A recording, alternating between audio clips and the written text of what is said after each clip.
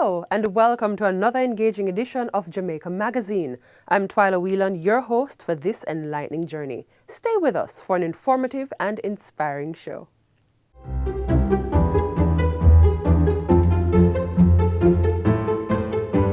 A happy home is a safe home. Here are some quick tips to keep household chemicals out of the reach of children. Tip 1.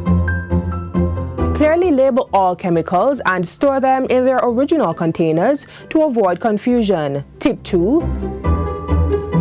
Use child-proof locks on low cabinets and store all chemicals on high shelves or in locked cabinets. Tip 3. Teach your children about the dangers and importance of safety around these products. Few simple steps can make a big difference. Keep your home safe and keep those little hands out of harm's way.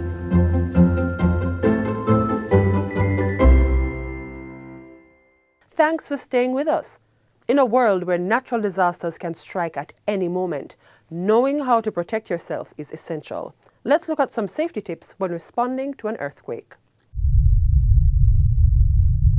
When an earthquake strikes, it can cause disruption of electricity and communications, infrastructural damage, serious injuries and fatalities, as well as lingering emotional trauma. Because an earthquake can strike at any time without warning, on today's program we share safety tips for you to keep in mind.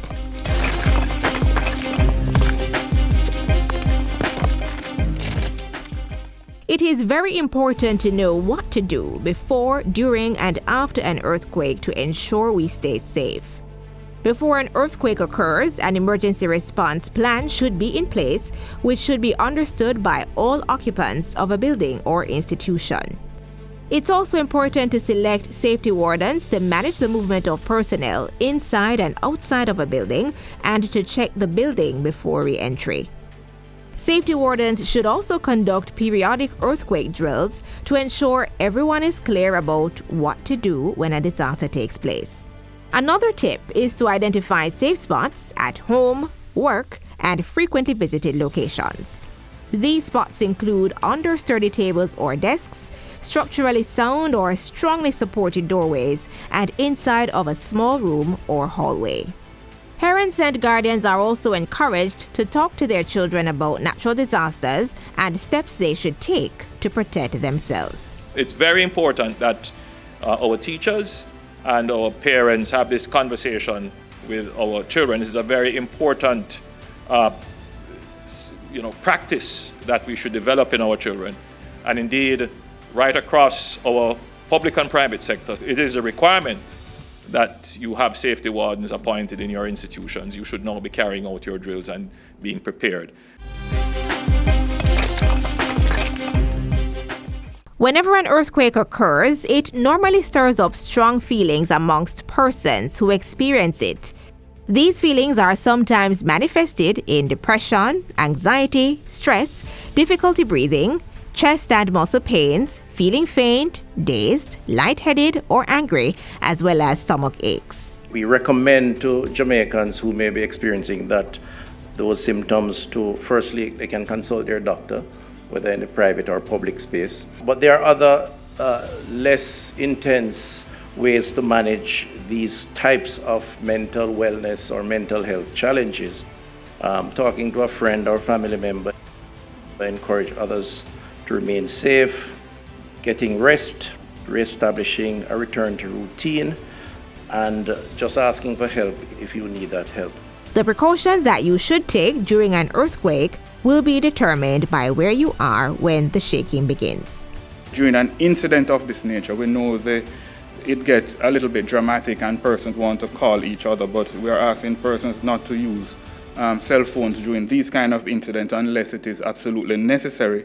Desist from making prank calls to the emergency services such as the police and the Jamaica Fire Brigade.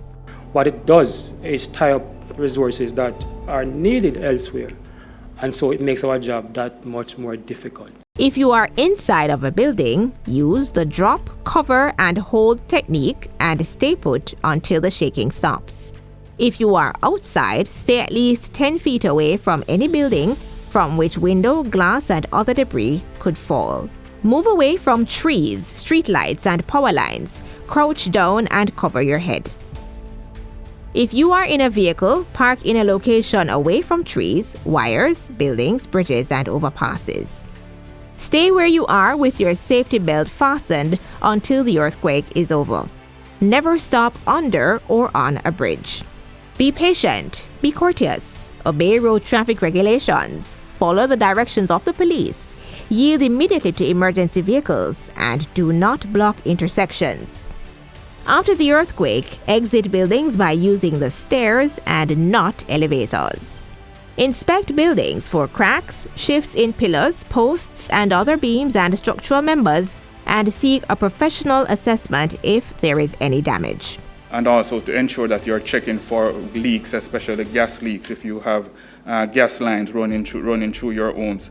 For more information about what to do before, during, and after an earthquake, visit the ODPEM's website at odpem.org.jm.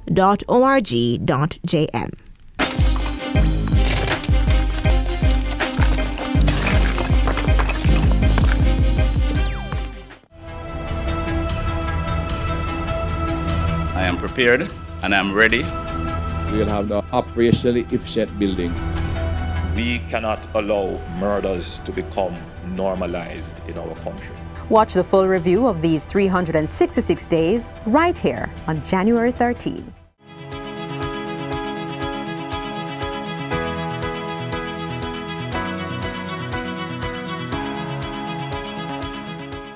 Jamaica's maritime industry is sailing into new heights.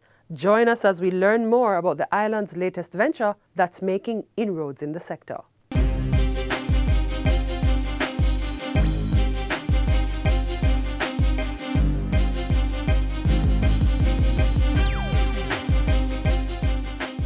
German Ship Repair Jamaica Limited, GSR's 235-meter-long Panamax-size floating dry dock called Jam Dock 1 is moored at the entity's shipyard along the Sir Florizel Glaspole Highway off the Kingston Harbour.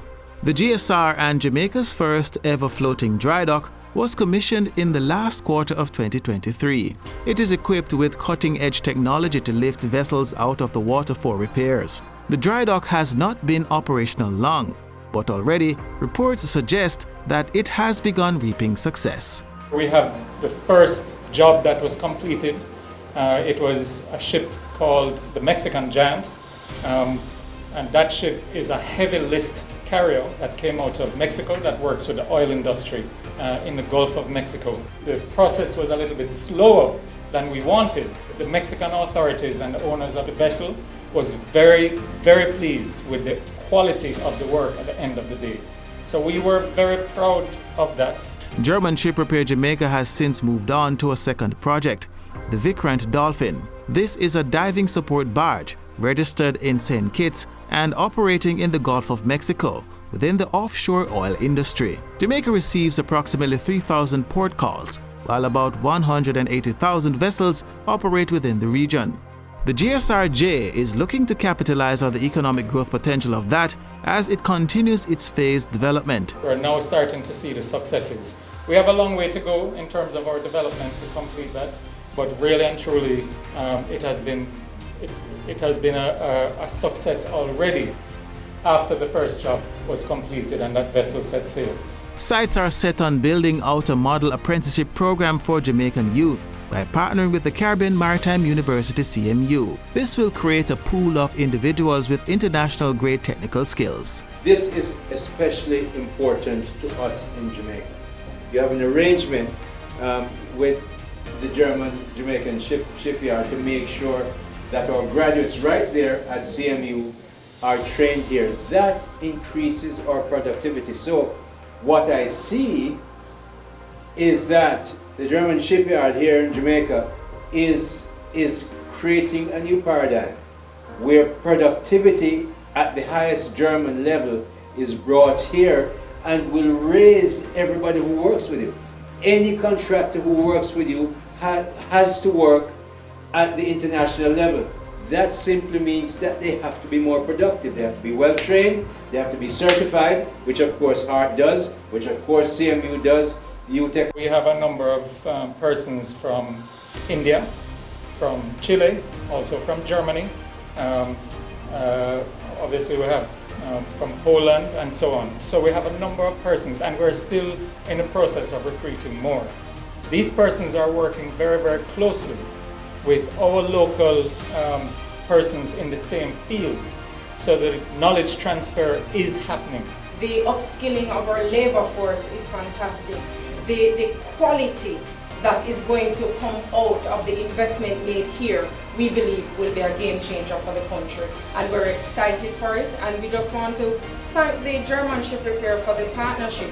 While there are plans to install additional docks, the immediate focus is to finish construction on Phase 1 of the development. This includes building out a new state-of-the-art workshop for engine and steel fabrication works.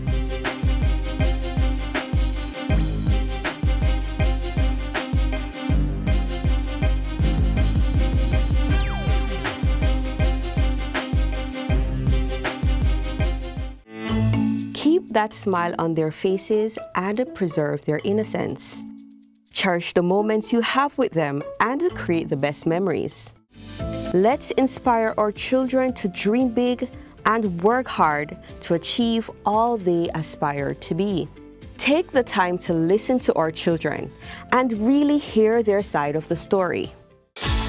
Our children deserve love and the right to access their basic needs.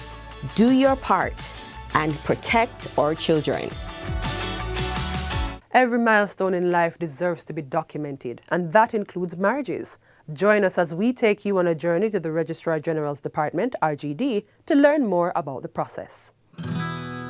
Marriage marks a significant milestone in many lives, and obtaining a marriage certificate is a crucial part of formalizing that union. We explore the importance of this document and the Registrar General's Department, RGD's role in obtaining one.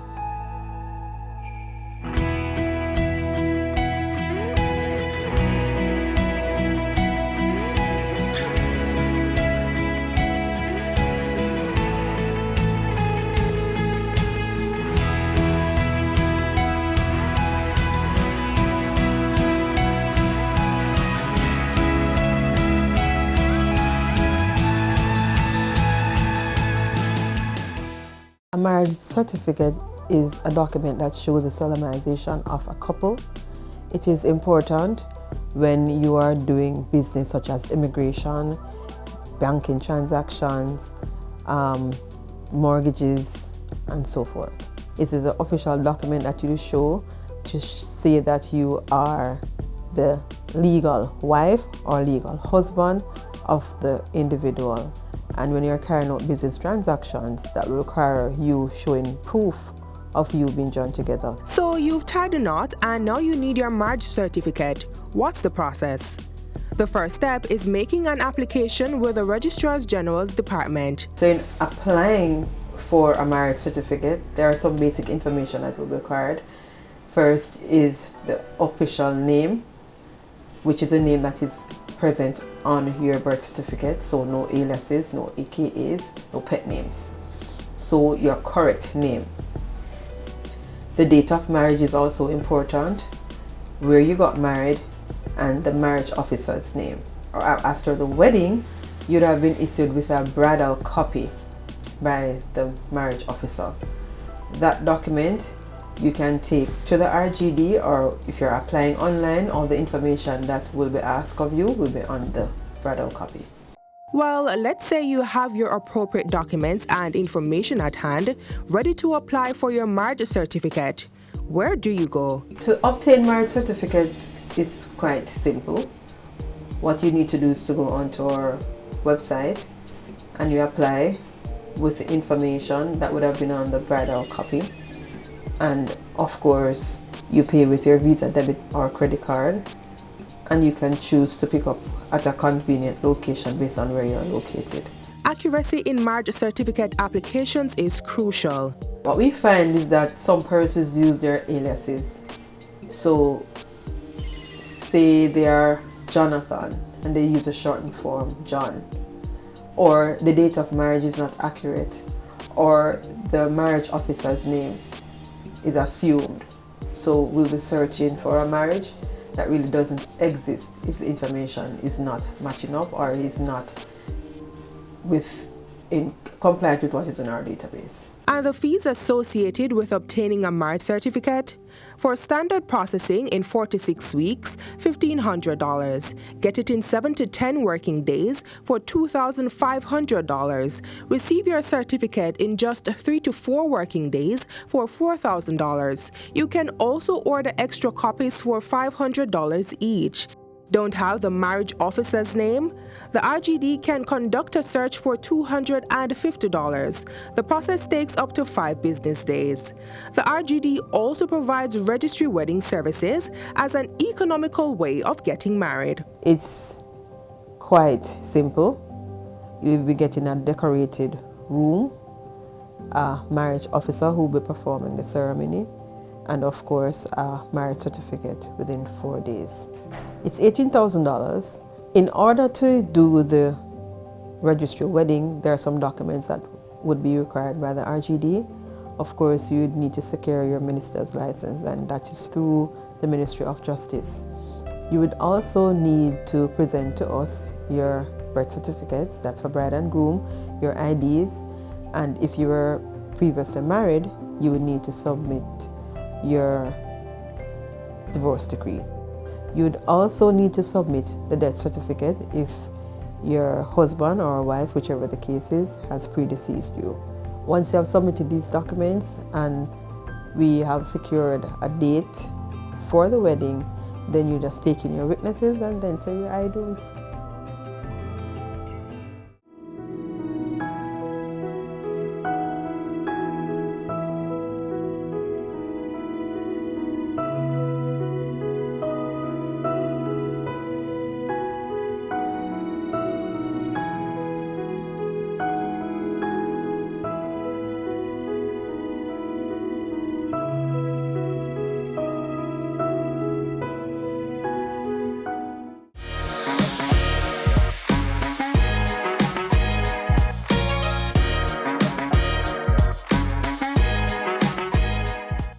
Adopting a child is one of the most profound decisions a family can make. If you're considering this life-changing step but are unsure of how to begin, stay with us to learn more.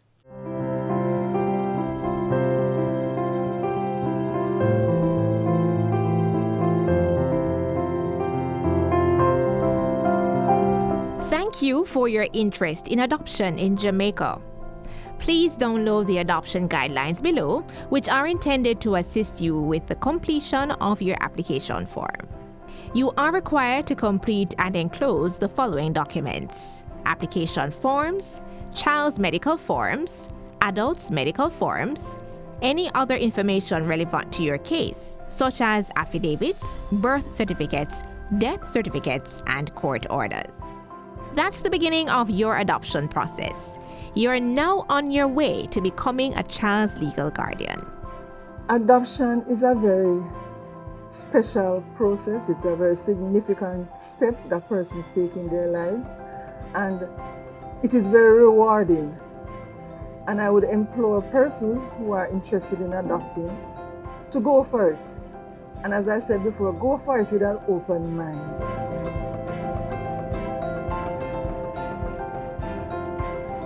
People misconceive adoption because the stigma that is attached to it, in that persons, I don't know if maybe it is a cultural thing, but persons don't willingly talk about adoption. It's mostly a secret, and you find that people go away with the wrong ideas, in that persons believe that maybe the process is too long, maybe they believe that we should not have such a rigorous process, but you have to understand it's a life commitment, and you want to ensure that a child being adopted is being placed in the best possible placement.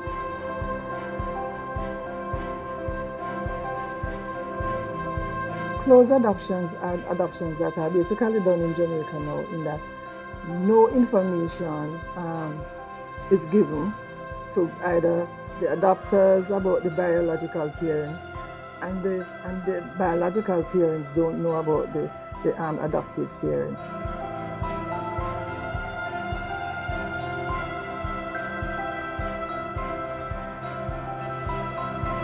The process for adopting overseas is basically very similar to the process for Jamaica, whereby you are needed to fill out the form, get the necessary supporting documents, birth certs, marriage certs. However, overseas applicants need to ensure that they have home studies, because that is the way you're going to find out about the overseas person's background. So they would have to get the services of a home service provider, especially for those in the US, and that home service provider will give them a comprehensive information about there, including police checks and everything. So they need that. And then after that process, they will submit it to us, and it will go through the regular rigorous process of identifying the birth parents, doing the necessary interview, visiting the child, getting the child's opinion, and then all of that is summarized and placed in a report along with the case file to the adoption board for approval. Persons who are allowed to adopt children in Jamaica are single male, female, couples, persons over 25 years. If you are a relative, you have to be 18 years and over. The adoption board is a body established in the Act that has to give approval for all adoption applications before they can go to the court for finalization. The adoption board is the only agency that is authorized to approve adoption cases. So there's no other agency that has that authority. Let adoption work for you. Visit the Child Protection and Family Services Agency website at childprotection.gov.jm or visit the agency at 48 Duke Street or any of the parish's offices island-wide to learn how you can start the process.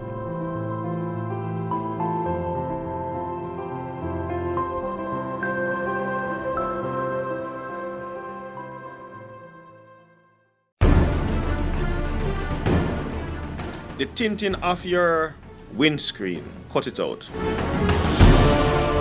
Public passenger vehicles, according to the Transport Authority Act, not supposed to have tints. I'm appealing to motorists out there. We have removed many plates because of fandangles that are on the motor vehicle. Colorful lights, red light, purple light, blue light, and these multicolored lights. Get them off. I've noticed some trends out there where there is different type of license plates on motor vehicles. Only the Jamaican issued driver's license plates are to be on the motor vehicles. Once you transport any passenger in a motor vehicle, ensure that they are buckled, whether they are on the front or they are on the back. The seatbelt gives people a fighting chance to survive the crash. Many people have died who never give themselves a fighting chance. What a refreshing future for residents of Kingston, St. Andrew, Spanish Town, and even Portmore. The construction of the Rio Cobre water treatment plant, currently underway, will see hundreds of residents benefiting from consistent water supply. Take a look.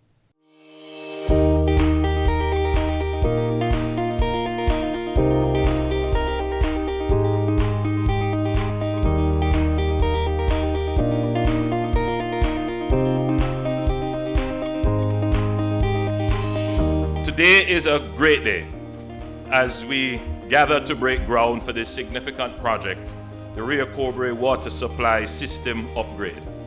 The project involves the design, build, finance, operate, maintain, and transfer of a 15 million imperial gallons daily water treatment plant. And the scope of the works entails the construction of an intake system inclusive of lift pumps, duty and backup pumps, the construction of a conveyance pipeline from river to treatment plant site, the construction of a 15 million gallon capacity treatment plant, and the interconnections to the NWC's distribution network. When the project is complete, we can expect improved water supply and reliability for St. Catherine and the KSA areas, better resilience in the water sector during periods of drought, and improved water supply to facilitate our continued development in the business and residential sectors. The National Water Commission is constantly seeking new ways to improve and expand its services to the people of Jamaica. And while this project has been long in coming, maybe too long, this public-private partnership arrangement is making this possible and creating the mechanism and the infrastructure for this to go smoothly. As this project, we've developed it under a unique approach. It's never been done in Jamaica before, whereby the private sector, represented by our partners, Panjam Group, APLI, and along with local and international financing institutions, Sagicor, IDB Invest, and Proparco, have pulled together their resources to finance the design and construction of a potable water treatment plant. The nature of this project, PPP, demonstrates a very close collaboration between public and private sector, whereby each party is assigned the risk it's best able to manage. So I really want to express my gratitude to both private and public shareholders for their continued support and joint collaboration in the development of this project. We believe that this project should be the cornerstone of a new economic model in Jamaica, whereby the government and the private sector, they work hand in hand in developing the country's infrastructure. The construction of this project is estimated to be completed within 2 years, followed by a 23-year period of operation by the private partners, after which ownership of the plant will be transferred to the NWC. The PPP arrangement may also be renewed for an additional 5 years after the expiration of the initial 23 years. This plant will be the second largest in Jamaica.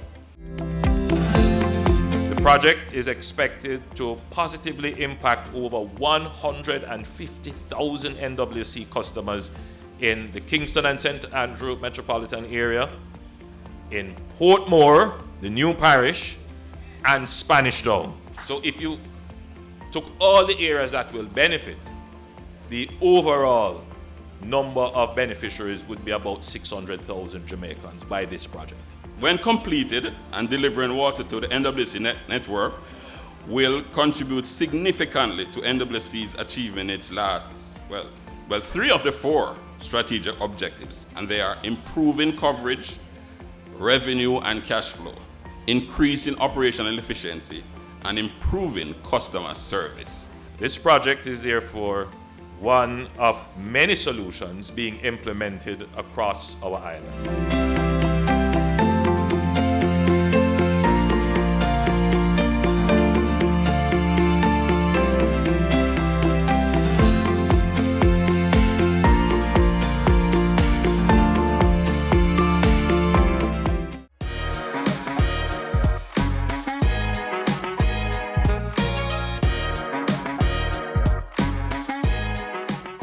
As we conclude today's edition of Jamaica Magazine, we hope you found these features informative and engaging.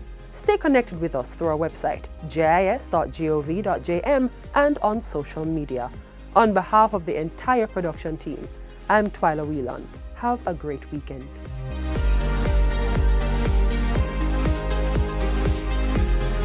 This has been a production of the Jamaica Information Service, the voice of Jamaica.